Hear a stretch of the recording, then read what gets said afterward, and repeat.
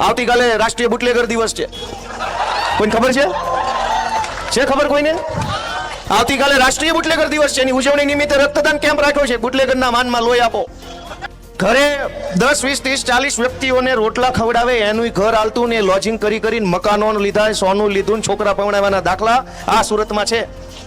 એક જમાનો એવો હતો, પછી બધાને એમ થયું કે નહીં આમાં નથી મજા આવતી, ભાજપ લાવ્યા ભાજપ. ઘરમાં હોય એટલા કમાય છે ને તોય અત્યારે ઘટતા હોય છે દર વખતે. તે પટ્ટો કમરે પહેરવા આપ્યો છે, ગળામાં પહેરવા નથી આપ્યો. પણ ઘણાને એવો શોખ છે કે ના હું ગળામાં પહેરીશ, મારે હર્ષંકલે આપેલો છે. તારા હર્ષંકલ કી 80 કી 83 27 આવા દે, ગળાના પટ્ટા અમે તમને પહેરાવશું વ્યવસ્થિત રીતે. હર્ષંકલ બોલે ટોમી કે પાયલ ને પકડી લાવું. મિત્રો કલ્પના કરો, આપણે હસીએ છીએ પણ એટલો શરમનો દુઃખનો વિષય છે. એક વખત અમારી સરકાર બનાવી જોજો, ટોમી નહીં ઢહળીએ નહીં તો કહેજો તમે. જે અવાજ ઉઠાવીને જેલમાં પૂરી દેવાના કાળુભાઈ પોશિયાને ખોટા કેસમાં જેલમાં પૂર્યા. શું કેસ હતો કાળુભાઈ ઉપર? કે ખોટું રજીસ્ટર બનાવ્યું ને ચોકીદારનો પગાર ખાઈ ગયા. અરે તમારી પાર્ટીનો ચોકીદાર આખો દેશ વેચવા કાઢ્યો, પકડો જેલમાં પૂરો. જો તમારા મોકાત હોય તો, જો લોભ લાલચ હોય, પૈસા વાળું બનવું હોત તો ઊભું ડોકું હલાવવી એટલી વાર છે, ટેકાના ભાવે લઈ લે એમ છે. પણ અમારું ડોકું ઊભું ન હલે, અમારું ડોકું આડું હલે છે કે નહીં, ચોરના પેટના ને મૂકવાના નથી. નહીં, અમારું ડોકું આડું હલે. અને જેને ઉભા ડોકા હલાવ્યા એને લઈ લીધા છે, ગોડાઉનમાં મૂકી દીધા છે.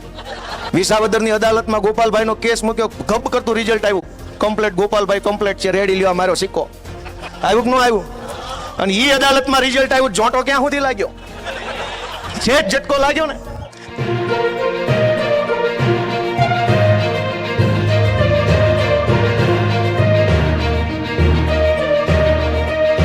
રામભાઈ હમણાં એની વાતમાં વાત કરતા હતા, શિક્ષણ મંત્રી બન્યા પણ અહીંયા આમ ન કર્યું, તેમ ન કર્યું. આરોગ્ય મંત્રી છે, આમ ન કર્યું, તેમ ન કર્યું. મારે તમને સાચી વાત આ જાહેરમાં હું કહેવી કે ગાંધીનગરમાં આ લોકોની આબરૂ શું છે? કોઈ વેલ્યુ નથી આ લોકોની. આખા ગુજરાતમાં ભાજપમાંથી ચૂંટણી જીતેલાઓની ગાંધીનગરના બજારમાં એક પટાવાળાથી વિશેષ પાવલીની વેલ્યુ થતી નથી. આ વાસ્તવિકતા છે ને. એક વખત નહીં, હું 100 વખત જાહેર સ્ટેજ ઉપરથી બોલ્યો છું. કોઈ કેબિનેટ મંત્રી એમ નથી કીધું કે હું પટાવાળો નથી. આવી જાય ગોપાલ મારિયારે ડિબેટમાં, ક્યાંથી કે મેં 10 વખત કીધું કે આ પટાવાળા છે, આની કોઈ ઓકાત નથી. એનું કોઈ ગાંધીનગરની બજારમાં 5 પૈસાનું વજન પડતું નથી. મંત્રી બંત્રી બધું બનાવ્યું છે, પણ ફોટા પડાવવાના, સ્માઇલ આપવાની, સરસ મજાના DSLR કેમેરાથી સ્માઇલિંગ ફેસ વાળા ફોટા કરીને મૂકવાના ટ્વિટર પર કે આજે જનસંપર્ક કર્યો, હું કામ કર્યું પૂછતા નહીં. દોસ્તો કેવી સરકાર છે તમે વિચાર કરો કે મંત્રી તંત્રી ધારાસભ્યો કોઈનું સરકારમાં કશું જ ઉપજતું નથી. આ વાત 1,00,000% છે ને 10 વખત બોલ્યો તો કોઈએ મારી વાતનું ખંડન નથી કર્યું. હું ખોટો હોઉં તો 10 મંત્રી મારા વિરુદ્ધ મોરચો ન કાઢે, ગોપાલ ઇટાલિયા મુર્દાબાદ કેમ ન બોલ્યા? બધાને ખબર છે પોતે પટાવાળા છે, આ તો પાટીલની દયાથી ને ઉપરથી બનાવ્યા છે, લઈ લો, ખિસ્સા ભરાય એટલા ભરો, બાકી આપણને ક્યાં કઈ ખબર પડે છે. અને સૌથી મોટી દુર્ભાગ્યની વાત જુઓ દોસ્તો કે આપણે ત્યાં એક માણસને એક કામ આવડતું હોય ને તો વર્ષો સુધી એક કામ કરે ને એક કામની અંદર એ માણસ હોશિયાર બને, ટેલેન્ટેડ બને. ખટારો આંકતો હોય વર્ષો સુધી ખટારો આંકે. હેલિકોપ્ટર આંકતો હોય હેલિકોપ્ટર આંકે. હેલિકોપ્ટર વાળો ખટારાની સીટે નો બે, ખટારા વાળો હેલિકોપ્ટરની સીટે નો બે. એક માણસ 1.5 વર્ષ પહેલા શિક્ષણ મંત્રી હોય, 1.5 વર્ષ પછી આરોગ્ય મંત્રી થઈ જાય, પાછો 1.5 વર્ષ પછી પાણી મંત્રી થઈ જાય. એક માણસમાં આટલી બધી કળા છે, આટલી બધી કળા ભરી છે, આટલું બધું આવડે છે. ને દુનિયામાં જે વૈજ્ઞાનિકો છે એને એક વસ્તુની શોધ કરી તો જિંદગી પૂરી થઈ ગઈ. ભાઈ જેણે થોમસ આલ્વા એડિસન વીજળીનો ગોળો શોધ્યો, એક વીજળીનો ગોળો શોધ્યો તો વૈજ્ઞાનિકની આખી જિંદગી પૂરી થઈ ગઈ. ખાલી એક ગોળો શોધી કે વૈજ્ઞાનિક હતો તોય. આ લોકો એવડા મોટા મહાપુરુષો પેદા થયા છે કે 1.5 વર્ષે બધું આવડવા માંડે છે. તમે વિચાર તો કરો દોસ્તો કે આ સરકાર છે કે સર્કસ? તમે અમારી આમ આદમી પાર્ટીની ચિંતા કરો ન કરો, ગોપાલભાઈ ઇટાલિયા હારી જશે જીતી જશે એની ચિંતા ન કરો. તમારા મતથી જે માણસો ચૂંટાય છે એ ન્યા સંગીત ખુરશીની રમત રમે છે, એના સર્કસમાંથી નવરા થાય તો તમારું કઈક કલ્યાણ કરશે, એટલું તો વિચારો. એ એનામાંથી નવરા નથી થતા. એક સરકારની અંદર કેવડો મોટો વિભાગ હોય, જેમ કે શિક્ષણ વિભાગનો દાખલો લઈએ તો શિક્ષણની અંદર પ્રાથમિક શિક્ષણ, માધ્યમિક શિક્ષણ, ઉચ્ચ શિક્ષણ, ટેકનિકલ શિક્ષણ, પ્રૌઢ શિક્ષણ, હવે એ પાછા આટલા વિભાગ તો મુખ્ય વિભાગ, એ મુખ્ય વિભાગની અંદર શિક્ષણનો બાંધકામ વિભાગ અલગ, શિક્ષણનો મહેકમ એટલે કે કર્મચારી વિભાગ અલગ, શિક્ષણનો પગારનો વિભાગ અલગ, શિક્ષણનો ભરતીનો વિભાગ અલગ, શિક્ષણના નિવૃત્તિ પછી પેન્શનનો વિભાગ અલગ, એની અંદર પાછો ખરીદીનો વિભાગ અલગ, શિક્ષણની અંદર ખરીદીનો વિભાગ તો કે કોમ્પ્યુટર, ચોપડા, ઇન્ફ્રાસ્ટ્રક્ચર ખરીદી વિભાગ અલગ, તોડવા ફોડવાનો વિભાગ અલગ, જૂની સ્કૂલ તોડી પાડવી છે તો એનો વિભાગ અલગ, કોર્પોરેશનની શાળાનો વિભાગ અલગ, નગરપાલિકાની શાળાનો અલગ, જિલ્લા પંચાયતની શાળાનો વિભાગ અલગ, પ્રાઇવેટ શાળાનો વિભાગ અલગ. એક શિક્ષણ વિભાગની અંદર આટલા વિભાગ આવે તો આ મહાપુરુષો એટલા બધા જ્ઞાની છે કે દોઢ વર્ષ બધું શીખી જાય. દરેક શાળાની અંદર એક વિષયનો એક શિક્ષક હોય, બીજો વિષય નથી ભણાવી શકતો. એવડી મોટી દુનિયા છે. ગણિતનો શિક્ષક અંગ્રેજી નો ભણાવે, અંગ્રેજીનો શિક્ષક પર્યાવરણ નો ભણાવે. બધાને બધી ખબર છે કે એક માણસ એક કામ જ આવડે, 100 કામ ન આવડે તો એ મહાપુરુષ કહેવાય. સરકારને આપણી કોઈ ચિંતા નથી. તમે જુઓ ઘડીક આને કે ચંદુન નહીં મગનને બનાવો, મગનને નહીં રમેશને બનાવો, એને કામ આરે લેવા દેવા નથી, ખાના ભરવા આરે લેવા દેવા છે. શિક્ષણ પ્રત્યે ગંભીરતા હોત તો કોઈ શિક્ષણ આવડતો એવો માણસ મૂક્યો હોત, આરોગ્ય પ્રત્યે ગંભીરતા હોત તો આરોગ્ય આવડતો એવો માણસ મૂક્યો હોત. દોસ્તો, સરકારને નથી શિક્ષણની ગંભીરતા, નથી આરોગ્યની, નથી પાણીની, નથી વીજળીની. એને એક જ વસ્તુની ગંભીરતા છે કે અમારી સામે ન પડે એવા ગાંડા ગોતીને મંત્રી બનાવી દો એટલે રળ્યા કરે, એમના બોલે નહીં કાંઈ મૂંગા. કેપેબલ માણસને આગળ ન આવવા દેવાનો. આપણા માટે કોઈ મંત્રી નથી બનાવતા, જનતાની સેવા કરવા નથી બનાવતા. ઘણા દોસ્તો, હું તો તમને વિનંતી કરવા આવ્યો છું, નાનો માણસ છું. આજ વિસાવદરના ખેડૂતોના આશીર્વાદથી ધારાસભ્ય તરીકે મને જવાબદારી મળી છે એટલે જરાક મોટો લાગુ છું ગામમાં, પણ હું નાનો માણસ છું. અમે અમારી વેદના કહીએ છીએ કે ક્યાં સુધી લોકો આત્મા નહીં જગાડે. પોતાની મનને પૂછે બધા કે પહેલાના જમાનામાં આ સુરતમાં જે આખા દેશમાંથી જે માણસ અહીંયા આવતો ને એનું ઘર હચવાઈ જતું, ઘરનું પેટ ભરાતું. ઘરનો એક આદમી હીરા ઘસતો તો ઘર આખું હાલી જતું. એક જમાનામાં બહેનો ઓલું એને શું કહેવાય જમાડવાનું ઘરે કરતા, લોજિંગ. ઘરે 10, 20, 30, 40 વ્યક્તિઓને રોટલા ખવડાવે એનું ઘર હાલતું ને લોજિંગ કરીને મકાનો લીધા, સોનું લીધું, છોકરા પવણાવવાના દાખલા આ સુરતમાં છે. એક જમાનો એવો હતો. પછી બધાને એમ થયું કે નહીં આમાં નથી મજા આવતી, ભાજપ લાવો. લાવ્યા ભાજપ. ઘરમાં હોય એટલા કમાય છે ને તોય અત્યારે ઘટતા હોય છે દર વખતે. તે દિવસે 2 જણા કમાતા, બેન લોજિંગ કરતા ને ભાઈ હીરા ઘસતા, આખું ઘર ખુશ રહેતું. આજની પરિસ્થિતિ શું છે કે જીવનમાં માત્ર 2 કામ પૂરા કરે ને ત્યાં માણા આથમી જાય છે. આથમી જાય મતલબ ઉપર વયો જાય છે. એક ઘરનું ઘર લઈ લે સુરતમાં અને એક દીકરો કે એક દીકરી પવણાઈ દે, 2 પ્રસંગ ઉકેલે ને ત્યાં માણસ આખો ઉકલી જાય છે. એવી હારી સરકાર આપણે ત્યાં આવી છે. ત્રીજું કામ નથી કરી શકાતું. પેલા આપણે બધાની ત્રીજી પેઢીએ 10 છોકરાઓ, ભાઈઓ બહેનો, ફઈઓ ફુવા, મામા માસીઓ, કેટલા ભાઈઓ છે. બધાનું પોહાણ હતું, બધાનું ભરણ પોષણ થઈ જતું, લગ્ન થઈ જતા, સોનું દેવાઈ જતું, આણું થઈ જતું, કરિયાવર બધું જ થતું. એક સંતાન પવણાવો ને એક ઘરનું ઘર સુરતમાં લઈ લો તો આખો માણસ ઉકલી ગયો, આખી પેઢી પૂરી થઈ જાય. આટલી અમથી વાતમાં શું કામ? ચારો તરફ ભાજપના માણસોએ લૂંટ મચાવી છે, લૂંટ. આ તમામ જમીનોના ભાવ ખોટી રીતે ઊંચા કરવામાં આવ્યા. ટીપીના નામે 40% જમીન કાપી લે. બચેલી જમીન ઉપર બધો બોજ આવે. બિલ્ડરને મોંઘું પડે એટલે બિલ્ડરને ઘરે થોડું મોંઘું પડે, તો લેનારા ઉપર મોંઘું પડે. અને દોસ્તો, એ તો ઠીક છે. આ વડોદરામાં દર ચોમાસામાં પૂર આવે, પાણી ભરાઈ જાય છે. જુનાગઢની અંદર ચોમાસામાં પૂર આવ્યું, પાણી ભરાઈ ગયું. આ કઠોદરા વિસ્તાર નવો ડેવલપ થાય છે.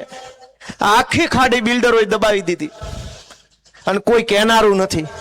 બિલ્ડિંગો તો બની જશે. કોક માણસ આખી મહેનત મજૂરી પરસેવાની કમાણી લગાવીને 25 લાખનો એક ફ્લેટ લેશે.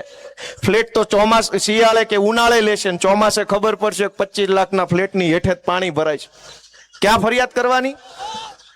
દોસ્તો, આપ કોઈ કહેવા વાળું નથી, કોઈ રોકટોક કરવા વાળું નથી. હમણાં હું ગયો તો સિટીમાં, એટલા બધા ટ્રાફિક પોલીસ વાળા ઉભા હતા અને જેની તેની ગાડીઓ ઉઠાવી જતા. મને એમ થયું કે અત્યારે નથી બોલવું, સરકાર આવે ત્યારે કહેશું. જેમ ભાવે એમ રોડ ઉપર પાર્કિંગ વગરના બિલ્ડિંગો બનાવી નાખ્યા, એ કોઈ ન દેખાણા.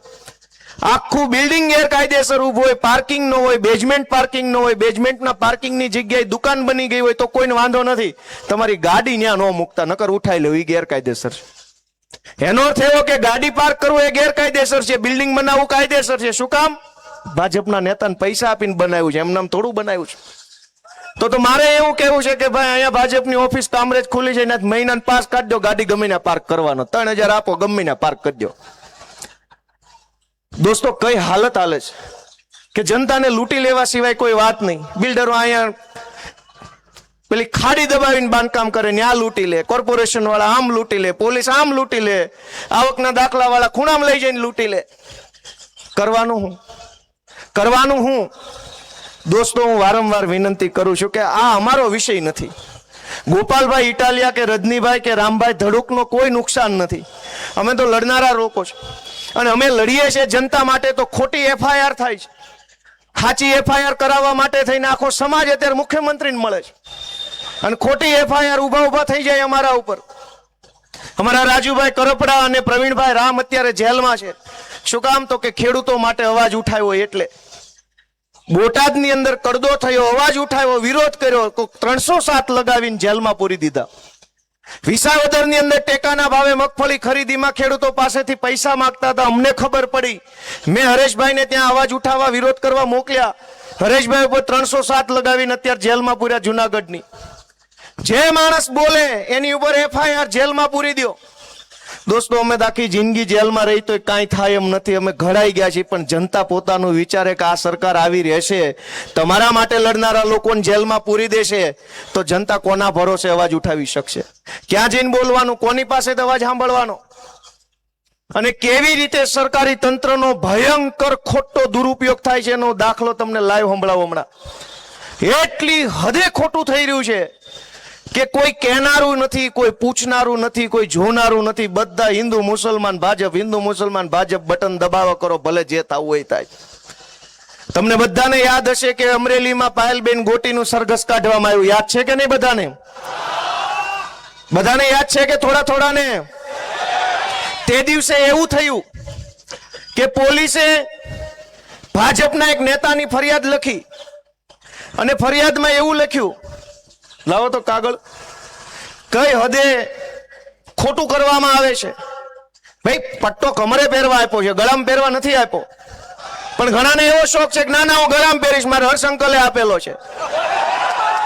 તારા હર્ષંકલ કી એસી કી તેસી 27 આવા દે, ગળાના પટ્ટા અમે તમને પહેરાવશું વ્યવસ્થિત રીતે. એવું થોડું હોય? હર્ષંકલે પટ્ટો આપ્યો, હું ગળામાં પહેરીશ, કમરે નહીં પહેરું. આ હું તમને કાંડ કહું કે કેવા કાંડ થઈ રહ્યા છે. ગળામાં પટ્ટા પહેરીને ટોમી બની ગયા કેટલાક લોકો. અમારા ચૈતરભાઈ ઉપર ખોટો કેસ કરે, પ્રવીણભાઈ ઉપર ખોટો કેસ કરે, મારા ઉપર કરે, રજનીભાઈ ઉપર કરે. દોસ્તો આ નુકસાન અમારું નથી. તમે જોજો કે આ કેવી હદે ખોટું થઈ રહ્યું છે.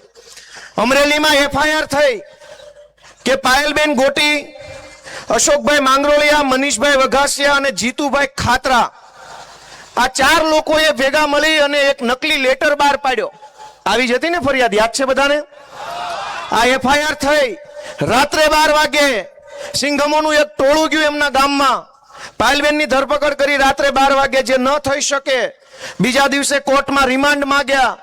2 દિવસના રિમાન્ડ મળ્યા પછી પોલીસે અમરેલીની બજારમાં સરઘસ કાઢ્યું પાયલબેનનું, અને પછી ઓલા બીજા 3 જણાનું સરઘસ કાઢ્યું, એના રિમાન્ડ લીધા, જેલમાં પૂર્યા. હાઈ વોલ્ટેજ ડ્રામા કર્યો. પછી શું થયું? આ મારા હાથમાં કાગળ છે, અમરેલીના નાયબ પોલીસ અધિકારી નૈના ગોરડિયાની સહી છે આની અંદર. અમરેલીના ડીવાયએસપીએ અમરેલીના જજને, ચીફ જ્યુડિશિયલ મેજિસ્ટ્રેટને એવું લખ્યું કે અમરેલી સિટી પોલીસ સ્ટેશનની ફલાણા નંબરની એફઆઈઆરમાં આરોપી પાયલબેન અશ્વિનભાઈ ગોટી રહે ફલાણા ગામ, તેમના વિરુદ્ધમાં પૂરતા પુરાવા નથી અને આરોપીનું નામ ભૂલથી આવી ગયેલું છે, માટે આ ભૂલથી નામ થયું છે એ કાઢી નાખજો અને અમે અહીંથી કાઢી નાખીએ છીએ. બાપા સીતારામ. ભૂલથી આરોપીનું નામ આવી ગયું, રિમાન્ડ માંગી લીધા, સરઘસ કાઢી લીધું, પટ્ટા મારી લીધા, બદલો લેવાઈ ગયો એટલે કોર્ટમાં લખીને આપી દીધું કે આ તો ભૂલથી આવી ગયું તું. હી. તમે દિલ ઉપર હાથ રાખીને વિચારો કે તમારી દીકરી આરે આવું કરીને પછી પાછળથી કહી દેતો કે ભૂલથી આવી ગયું. આ વ્યાજબી વાત છે? જે દિવસે એફઆઈઆર લખાય તે દિવસે તમે નહોતા જોઈ શકતા કે સાચું છે કે ખોટું? ચેક કરી શકાય એમ હતું. બધી ખબર હતી કે ખોટું છે, પણ ટોમી તો ટોમી છે ભાઈ. હર્ષ અંકલ બોલે ટોમી, ટોમી કે પાયલને પકડી લાવું. મિત્રો કલ્પના કરો, આપણે હસીએ છીએ પણ એટલો શરમનો દુઃખનો વિષય છે. એક વખત અમારી સરકાર બનાવી જોજો, ટોમીને ઢહળીએ નહીં તો કહેજો તમે.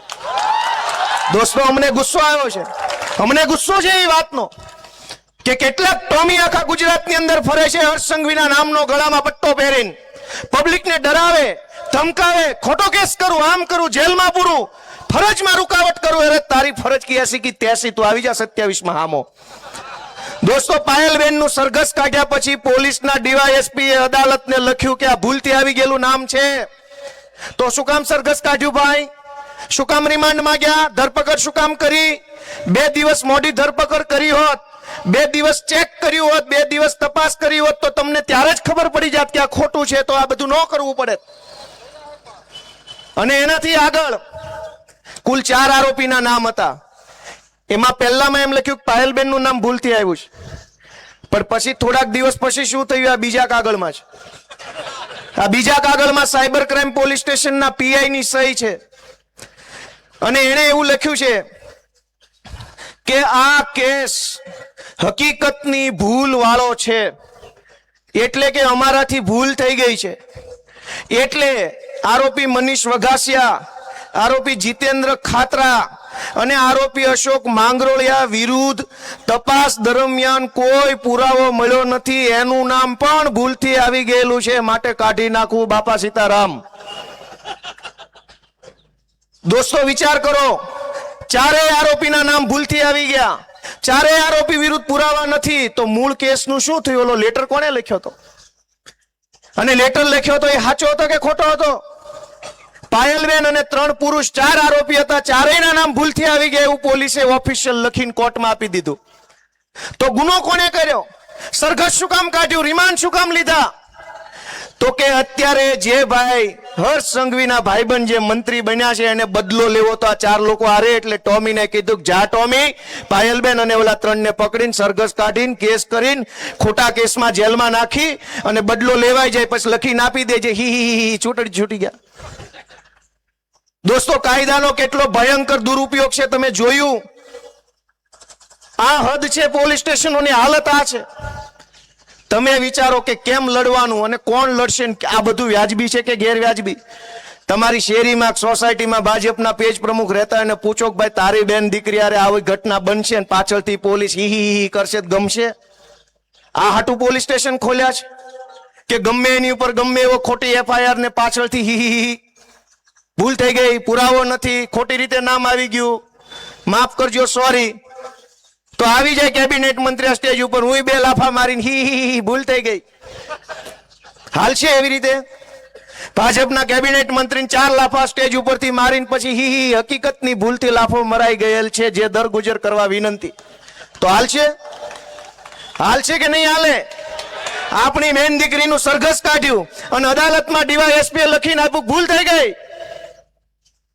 તો તમે ભૂલ કરશો કે સાચું કરશો? ભૂલ કરી હોય તો બટન દબાવજો, બટન દબાવો. ભાજપનું સારું કરવું હોય તો દબાવો હાવણાનું. દોસ્તો એ વિનંતી છે, બીજું શું મારે કહેવું તમને? એને ભૂલ કરી સરઘસ કાઢીને. દોસ્તો આટલી હદે સરકારી તંત્રનો ભયંકર દુરુપયોગ થઈ રહ્યો છે. જે બોલે એને પાડી દેવાની નીતિ, જે અવાજ ઉઠાવીને જેલમાં પૂરી દેવાના. કાળુભાઈ પોશિયાને ખોટા કેસમાં જેલમાં પૂર્યા. શું કેસ હતો કાળુભાઈ ઉપર? કે ખોટું રજીસ્ટર બનાવ્યું ને ચોકીદારનો પગાર ખાઈ ગયા. અરે તમારી પાર્ટીનો ચોકીદાર આખો દેશ વેચવા કાઢ્યો, પકડો, જેલમાં પૂરો. જો તમારા મોકાત હોય તો. તમારી ભાજપ પાર્ટીનો ચોકીદાર આખો દેશ વેચવા કાઢ્યો, અડધું વેચી નાખ્યું. છે કોઈની હિંમત? કોઈની હિંમત નથી ચોકીદારને ચોર કહેવાની. પણ જે કાળુભાઈ, જે રિંકલબેન શિક્ષણ માટે લડાઈ લડ્યા, આગેવાની કરી, એટ્રોસિટીના કેસમાં જેલમાં પૂર્યા એમને. હરેશભાઈ સાવલિયા અમારા જુનાગઢ જિલ્લા પ્રમુખ, એટ્રોસિટીના કેસમાં જેલમાં. કાયદાનો દુરુપયોગ થઈ રહ્યો છે મિત્રો.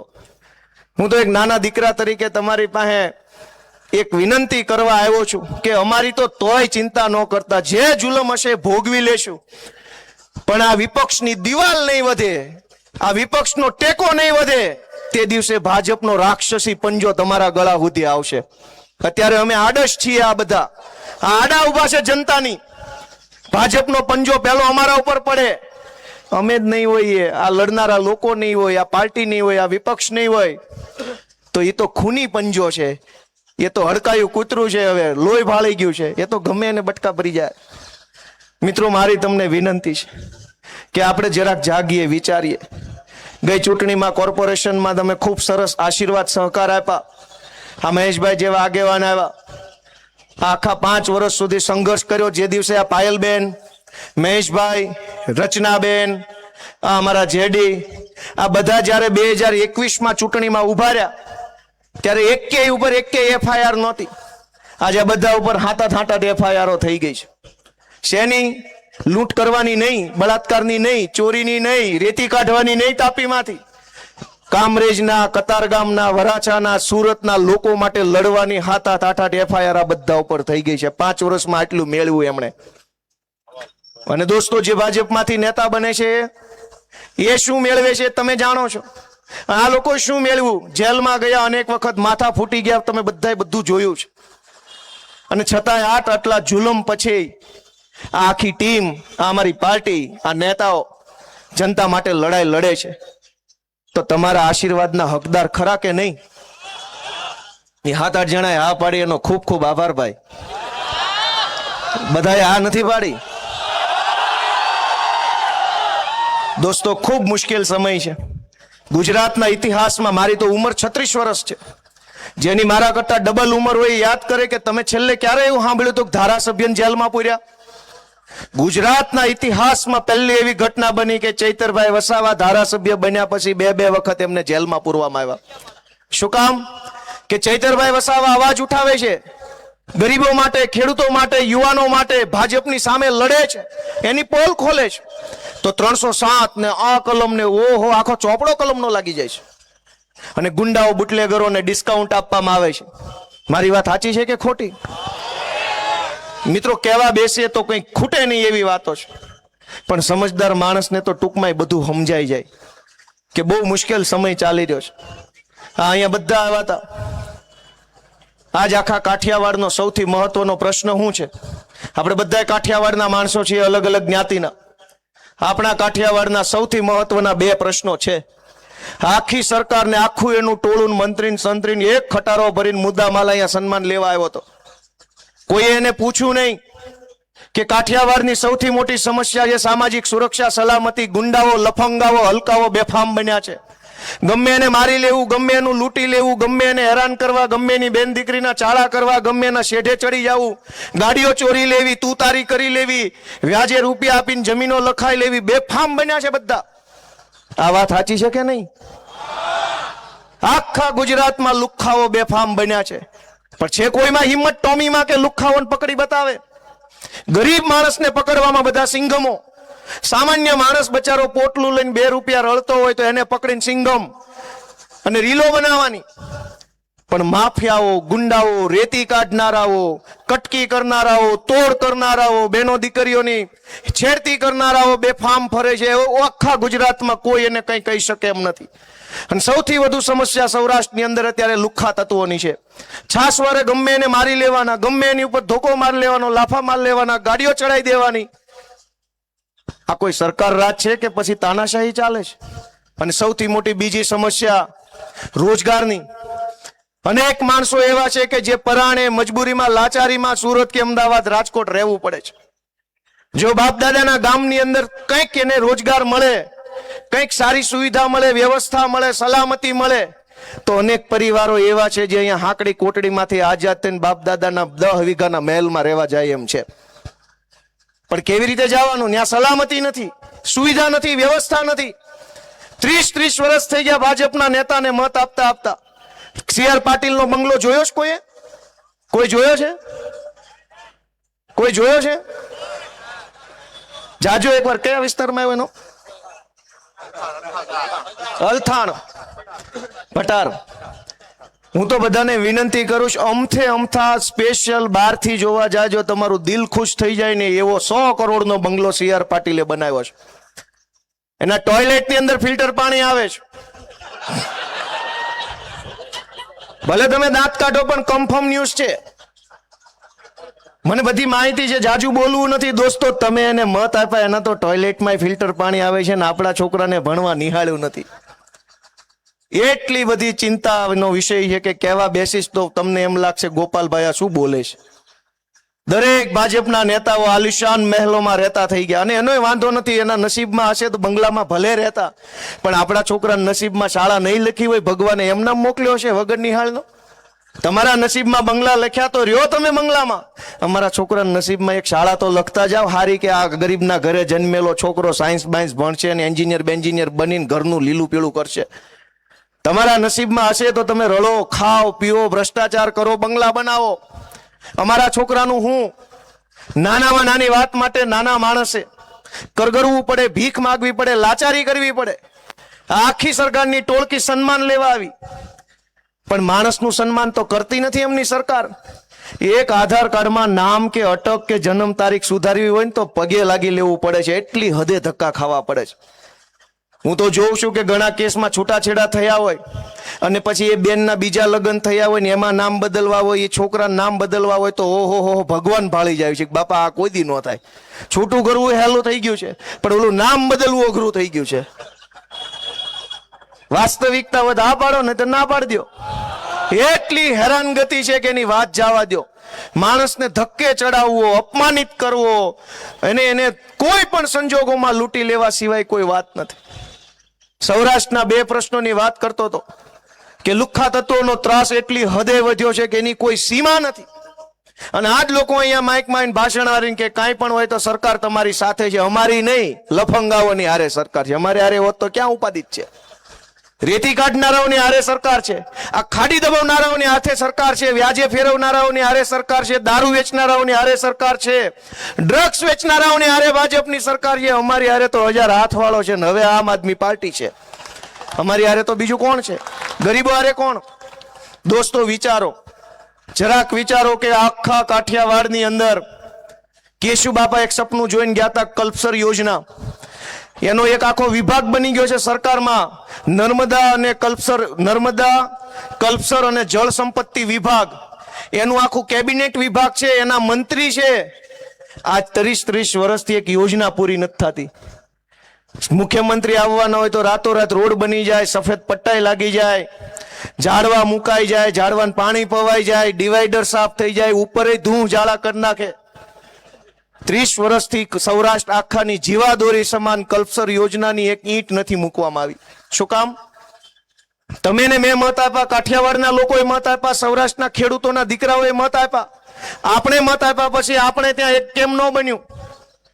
એક કલ્પસર યોજના બની જાય, આખા કાઠિયાવાડ લીલુંછમ થઈ જાય, હજારો ખેતરોની અંદર સિંચાઈનું પાણી પોગતું થઈ જાય, પીવાનું પાણી પોગે, ઉદ્યોગ આવે, ખેતી સમૃદ્ધ થાય, લોકો પગભર થાય, બાપ દાદાની જમીનમાં આત્મસન્માનથી જીવી શકે, અહીં લાચારી ન કરવી પડે. પણ 30 વર્ષથી કલ્પસર ડેમ ઉપર એક ઈંટ મૂકવામાં નથી આવી. દર ચૂંટણી આવીને નાળિયેર નાખી જાય છે. દોસ્તો ક્યારેક તો આપણે જાગવું પડશે. અને આ ચિંતા આમ આદમી પાર્ટીની નથી, આ ચિંતા ગોપાલભાઈની નથી, આ ચિંતા તો આપણા બધાની હૈયારી છે કે આમના માલવા દેવું છે કે કઈ ફેરફાર કરવો છે. અને એક ખાલી વિસાવદરથી ફેરફાર કર્યો તો મજા આવી કે ન આવી? હોય એવું કયો ભાઈ, મજા આવી કે ન આવી? એક સીટમાં આટલી મજા આવે તો એકની અનેક થાય તો કેવી મજા આવે? એક સીટમાં તો આટલી મજા અમને આવી ને એને આવે છે, અને એ દોડતા થયા છે. અને જેને પોતાના બાપના પેટ પડીને કામ ન કર્યું હોય ને જીવે ત્યાં સુધી કામ ન કરી શકે. ગોપાલ ઇટાલિયા વિસાવદરની ચૂંટણી જીત્યો, એ પછી ગુજરાત આખાની જનતાની અંદર એક હિંમત આવી, એક આશા આવી, એક ભરોસો આવ્યો.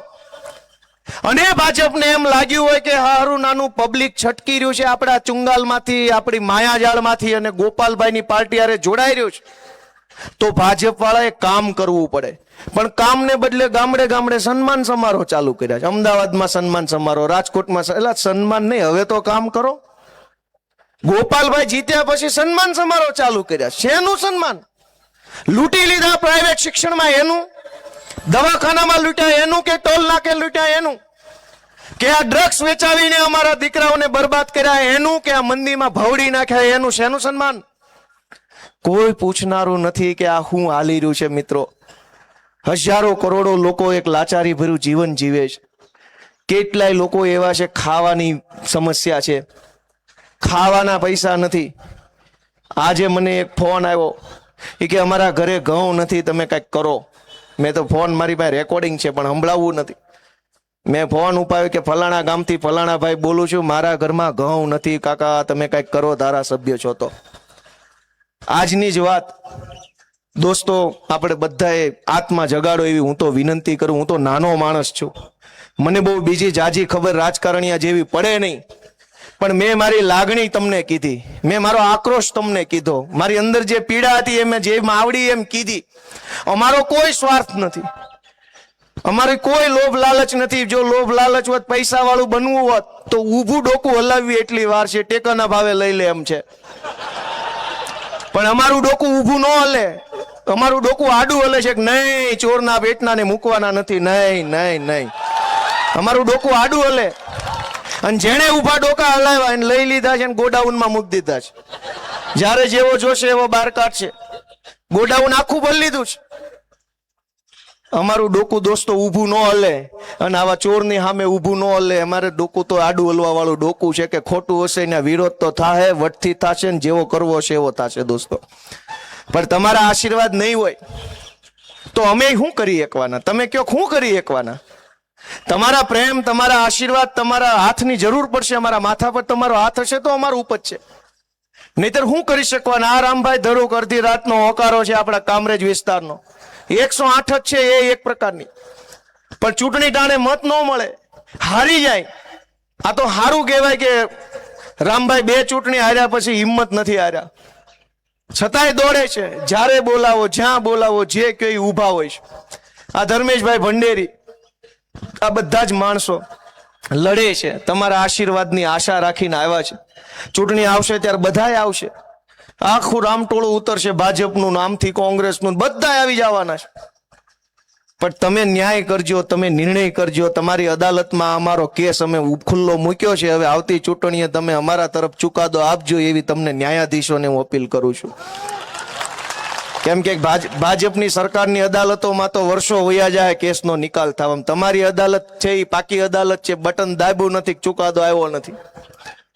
આ અમારી ઉપર જથ્થાબંધ કેસ કર્યા છે, ઈ અદાલતમાં તો 10 વર્ષ વયા જાય. અમારા છોકરા હાથે મોટા થઈ જાય ત્યારે જ નિર્ણય નહીં આવે. વિસાવદરની અદાલતમાં ગોપાલભાઈનો કેસ મૂક્યો, ગપ કરતું રિઝલ્ટ આવ્યું, કમ્પ્લેટ ગોપાલભાઈ કમ્પ્લેટ છે, રેડી લ્યો મારો સિક્કો. આવ્યું કે ન આવ્યું? અને ઈ અદાલતમાં રિઝલ્ટ આવ્યું, જોટો ક્યાં સુધી લાગ્યો? છેટ ઝટકો લાગ્યો ને.